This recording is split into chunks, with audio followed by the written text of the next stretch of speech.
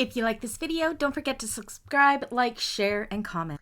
Hello everybody, welcome back to my channel and another Meet the Bags video. Today I'm happy to introduce you to the Marzia bucket bag 8-car threads pattern. Let me show you some of the amazing features of this bag. As you can see, she's quite compact. She's got purse feet, she's got front and back pocket and 2 side pockets.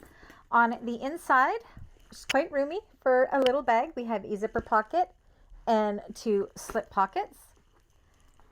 She cinches close and has a magnetic closure as well. She's just so very adorable. I can tell you right now, this one I have made for myself. It is my absolute favorite color and I just love it. Anyways, if you're one of my clients and you'd like to order one of these, you know what to do. All my information is down below. And if you're part of the bag makers community, if it's not up yet, it will be up soon. And there is a tutorial on this one, as well as this is our July 2026 Sew Along course series on the membership side of the channel on the Beans Peeps Club, which is $4.99 Canadian a month to join. So if you want to check that out, make sure you check that out. Everything is linked down below. Anyways, until the next one, I'll see you guys again. Bye.